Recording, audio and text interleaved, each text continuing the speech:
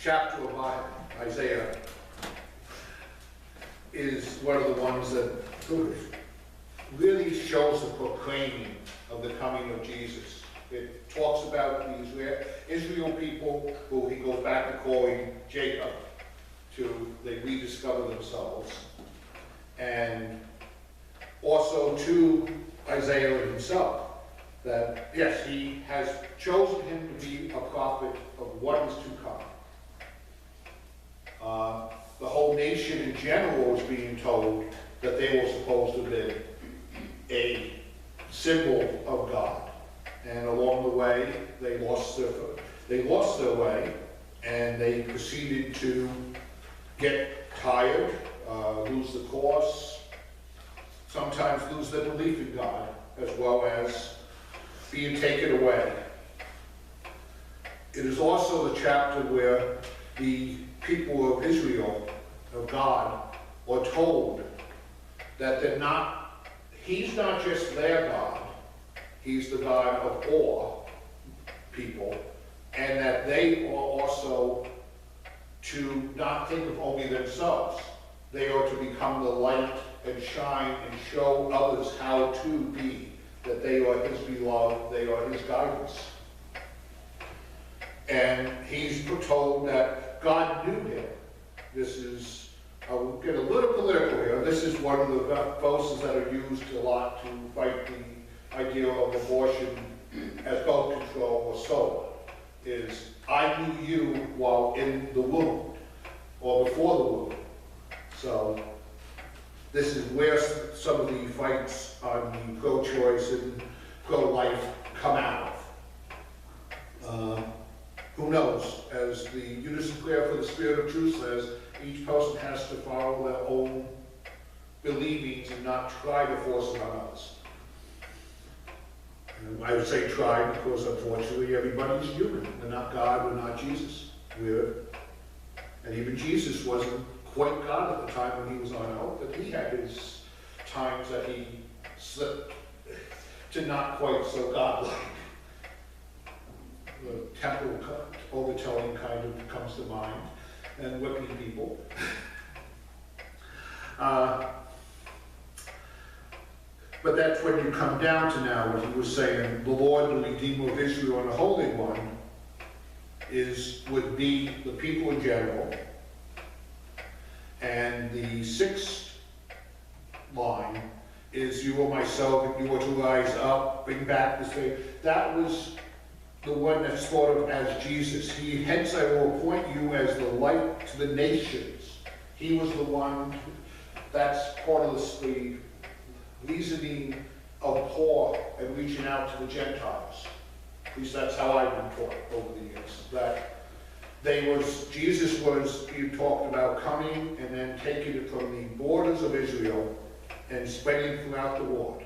Not just for the tribes of Jacob, but also to bring the survivors back, and also to be light to all nations, so that my salvation may reach to the ends of the earth. It's very plainly stated that even in the Old Testament, the beliefs of the Hebrews, and concurrently Christians, were not meant to just keep it to ourselves. It is to go out to the whole world. Now, that doesn't mean we make them believe like we do, but we become what we consider Christ-like. And some of my Jewish friends, their idea of charity and helping out the less fortunate, that is the belief that even if they don't join your beliefs, you at least show them the right way that you follow. And hopefully they will, while maybe not acknowledging the Lord as we see him, or they see him, but that they will live in a way of brotherhood, sisterhood, helping each other, peace, not only with man, but also with the Lord. Is one of the prophetic texts, and the last one, line 7, with the Redeemer of Israel, in general, that can even be see Jesus in that too. He was rejected by the rulers, both of the temple. The kings will see and stand up. Well, that would be in the future. Commanders will bow down, but you have to be faithful. And the Holy One of Israel, who has chosen you. So the ones who choose to follow the Messiah, who we recognize to be Jesus, in all teachings, that's why we try to behave like him as best we can. We can be most Christ-like. And the scary part right now is there's a lot of people over in Israel thinking the Messiah is coming with this election cycle, actually. They're thinking things with Iran, and that's a scary thought because John's visions play into that. So, if we follow what the Lord has been telling us in the Bible, no, we shouldn't, if we treat people right, it should not go violent. There shouldn't be any reason to use force to make people see your way. Be it the cross-stonings, hangings, blocking traffic and stolen vehicles, beating a handcuffed individual, shooting up an officer trying to help you.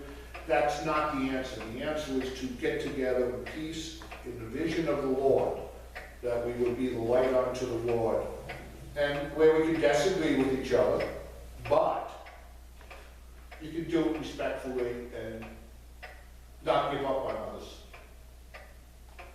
Hopefully, as things settle down after this Friday, hopefully level heads will come out more on all sides, and the U.S. will start to settle down, and maybe we can become a settling influence on the world. And hopefully things settle down at the United Nations so Israel can settle back down a bit and try to be a more settling influence between the moderates of the countries around them. Right now we're living in very perilous times, and like I say, for the cowardice to face new truth. Well, for good or evil, the world right now is getting ready within the next 6 months probably face a lot of new truths. Be it the French election in, I think it's June, and a few other ones in Europe. And there's big problems over there. So please join me in this prayer that Jesus taught us to his Father. Our Father, who art in heaven, hallowed be thy name. Thy kingdom come, thy will be done, on earth as it is in heaven. Give us this day our daily bread. Lead us not into temptation, and deliver us from evil. For thine is the kingdom, and the power, and the glory forever.